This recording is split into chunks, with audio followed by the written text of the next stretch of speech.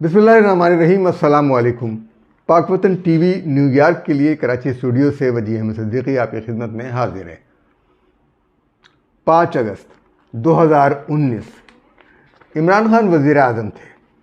भारत ने एक ऐसा फ़ैसला किया जिसके नतीजे में आइन के आर्टिकल 370 को निकाल दिया और उसी आइन के आर्टिकल 35A को भी निकाल दिया गया, जिससे कश्मीर की जो इनफरादी हैसियत थी वो ख़त्म हो गई और ये कहकर कश्मीर को भारत का हिस्सा बना लिया कि कश्मीर भारत का अटूट अंग है। जबकि ये शर्त अक़वाम मुत्तहिदा ने आयद कर रखी थी कि कश्मीर को हिस्सा बनाने के लिए वहाँ के अवाम की मर्ज़ी जानना ज़रूरी है, कश्मीर के लोगों की राय जानना ज़रूरी है, इस्तिस्बाब राय होना ज़रूरी है। लेकिन ऐसा नहीं हुआ और भारत ने कश्मीर को अपना हिस्सा बना लिया। इससे पहले साबिक़ वज़ीर आज़म इमरान खान ने कहा था कि कश्मीर के मसला ट्रंप हल करेंगे, अमेरिकी सदर ट्रंप, और ये मसला हल हो जाएगा और मोदी के आने पर कश्मीर का मसला हल हो जाएगा। तो मोदी के आने पर कश्मीर का मसला मोदी ने इस तरह हल किया कि कश्मीर को अपने मुल्क का हिस्सा जाली तौर पर बना लिया और जुल्म के साथ बना लिया। इस हवाले से इमरान खान एक हर जुमे को रस्मी एहतजाज करते रहे और अब जब 2023 से इमरान खान कैद में हैं तो उनके जो हामी हैं वो 5 अगस्त को एहतजाजी रैली शुरू करना चाहते हैं, उनके लिए रिहाई का प्रोग्राम करना चाहते हैं। ये 5 अगस्त, वही 5 अगस्त जिस दिन कश्मीर के हवाले से भारत ने एक नापाक फ़ैसला किया था कि आइनी हैसियत को जो है वो मुअत्तल कर दिया था। और इस हवाले से ख़ुद न्यूयॉर्क में एक एहतजाज हो रहा है टाइम्स स्क्वायर पर, और ये 3 अगस्त को होगा शाम 5 बजे से रात 8 बजे तक। इसके अंदर लोगों से अपील की गई है कि आएँ, शरीक हों और इस एहतजाज में साथ दें। तो ये एहतजाज भी होगा। तो सवाल ये पैदा होता है कि इमरान खान ने 5 अगस्त का ही दिन क्यों चुना, जबकि जमात इस्लामी पाकिस्तान ने ये ऐलान किया है कि 5 अगस्त को कश्मीर और गज़ा के हवाले से एहतजाज किया जाएगा और इस दिन को एहतजाज का दिन कश्मीर और गज़ा के लोगों के लिए बनाए। इस पर पीटीआई नाराज़ हुई है जमात इस्लामी से।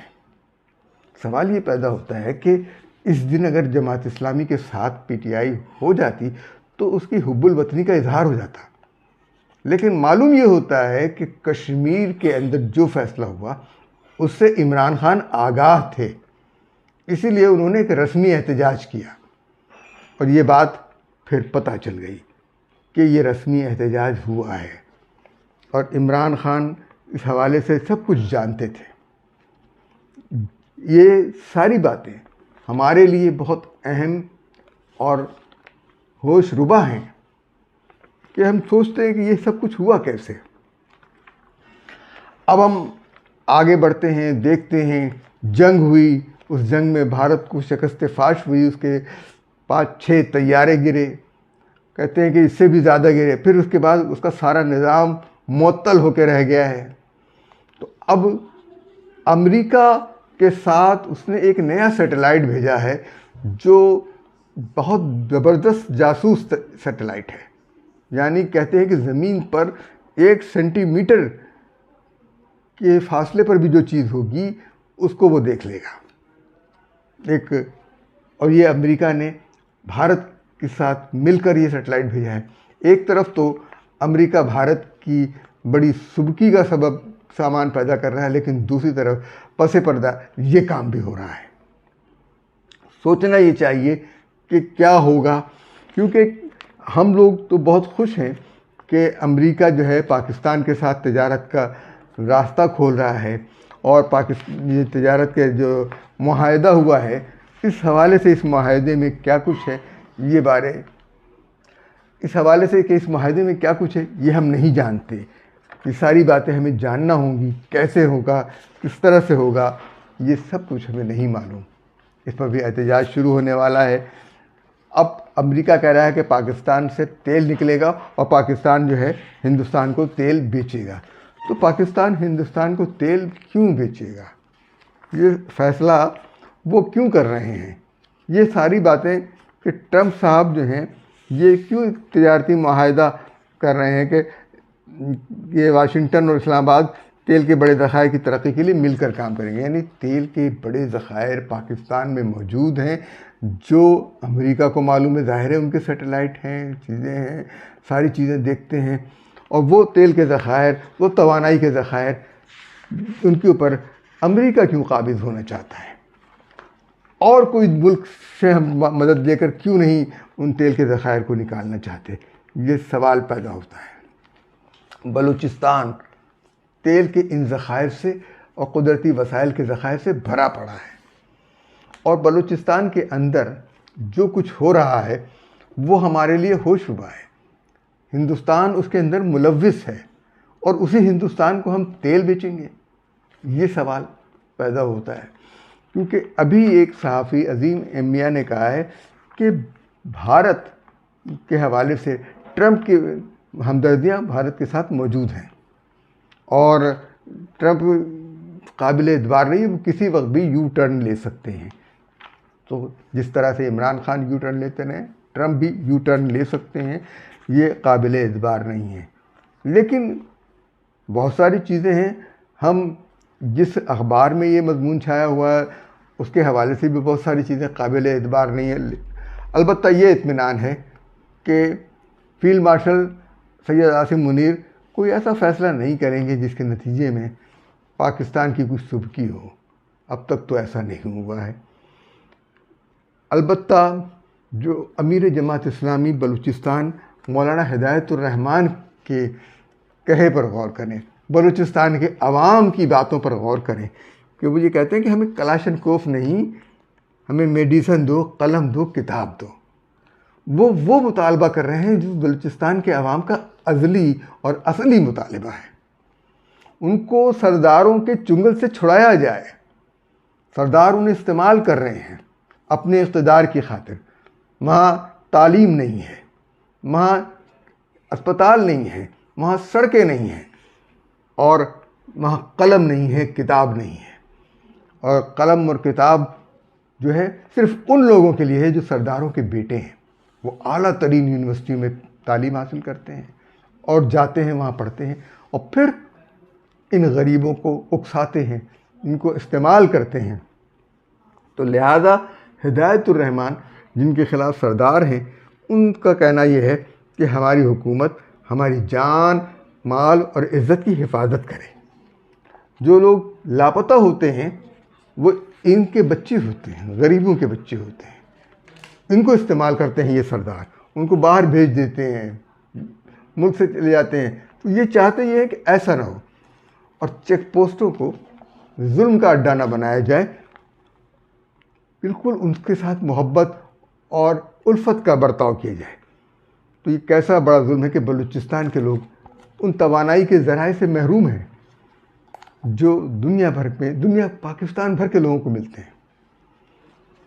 कुल आबादी बलूचिस्तान की 90 लाख या 1 करोड़ या के करीब है। इस आबादी को मैनेज करना कोई मुश्किल काम नहीं है।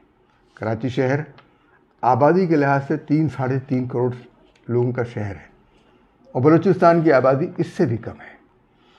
तो इसको मैनेज करना, उसका रकबा बहुत बड़ा है, इसको मैनेज करना आसान है, इसको बिल्कुल इंतज़ाम करना आसान है। इसलिए कोशिश ये की जाए कि यहाँ के अवाम पर रहम किया जाए। और अब इमरान खान ने अपनी रिहाई की जो मुहिम है, अपने पार्टी के लोगों पर उसे एतबार नहीं रहा, तो ये महमूद खान अचकज़ई को दे दी कि वो चलाएं ये। महमूद खान अचकज़ई के हिंदुस्तान के साथ पुराने ताल्लुक़ात हैं। उनके वालिद जो है बलूचिस्तान के बलूची गांधी कहलाते थे, अब्दुल सबत खान अचकज़ई। तो बहरहाल, अच्छा, एक और दिलचस्प खबर आपको हम बताते चले कि CEO के इलेक्ट्रिक मुनिस अलवी पर जो है मुतसिब आला सिंध ने यानी मुतसिब आला सिंध जस्टिस शाहनवाज तारिक ने 25 लाख रुपए का जुर्माना आयद किया है और उन्हें अपने ओहदे से बर्तरफ करने का हुक्म दिया है, क्योंकि उन्होंने एक खातून को, जो के इलेक्ट्रिक की साबिक चीफ मार्केटिंग एडवाइज़र थी, महरीन जहरा, उनको हिरासत करने का इल्ज़ाम है। और इस मामले को मुनिस अलवी ने कोई अहमियत नहीं दी। अब वो ट्विटर पे वजाहतें करते फिर रहे हैं, अपनी सफाई पेश करते फिर रहे हैं, अपनी पाकीज़गी का जिक्र कर रहे हैं। तो इनको कहा यह गया है कि अगर ये जुर्माना अदा नहीं करें तो इनकी जायदाद जब्त करके उसको बेचकर जुर्माना अदा किया जाए और इनका पासपोर्ट और शनाख्ती कार्ड ब्लॉक कर दिया जाए। महरीन जहरा 2019 में के इलेक्ट्रिक में कंसल्टेंट थी। के इलेक्ट्रिक जो एक जुल्म का इदारा है। अब ये सोचना चाहिए कि हिंदुस्तान के हवाले से फील्ड मार्शल सैयद आसिम मुनीर ने कहा कि भारत ने अपनी प्रॉक्सी वार जो है उसको बढ़ा दिया है और हाइब्रिड वार के जरिए दोबारा वो सरगर्म हो गया है और दहशतगर्दी के नासूर के हम मुकम्मल ख़ात्मे तक काम करते रहेंगे। तो जनाब आसिम मुनीर साहब, हम ये चाहते हैं कि दहशतगर्दी का यकीनन ख़ात्मा हो, लेकिन करप्शन इसकी माँ है, करप्शन इसकी सरपरस्त है। तो करप्शन का भी ख़ात्मा कीजिए, इसलिए हम आपसे यही गुजारिश करेंगे। आखिर में जाते जाते हम ये कह दें कि जुल्फ़िकार अली भुट्टो जूनियर सियासत के मैदान में आ गए हैं और उन्होंने ये कहा कि पीपल्स पार्टी हाईजेक हो चुकी है और भुट्टो के नारे को बहुत इस्तेमाल किया गया। हम जरदारी लीग को मुस्तरद करते हैं, ये पीपल्स पार्टी वो नहीं जो मेरे दादा जुल्फ़िकार अली भुट्टो और वालिद मीर मुर्तज़ा भुट्टो ने बनाई थी। हम पीपी के साथ काम नहीं करेंगे और लियारी से हम वहाँ पर इलेक्शन लड़ेंगे जहाँ पर लोगों को घरों से निकाला जा रहा है। 150 इमारतें नाकाबिले इस्तेमाल करार दी गई हैं, सील कर दी गई हैं। ये लोग कहाँ जाएंगे, ये सवाल उन्होंने किया है। और बरसों बाद 70 क्लिफ्टन में फिर एक बार फिर सियासत का आगाज़ हुआ है। देखते ये हैं कि जुल्फ़िकार अली भुट्टो जूनियर, जो कि गनवा भुट्टो के साहबजादे हैं, कैसे होंगे, किस तरह से करेंगे। आज के लिए इतना ही। अपने मेज़बान वजी अहमद सिद्दीकी को इजाज़त दीजिए। अल्लाह हाफ़िज़ व नासिर।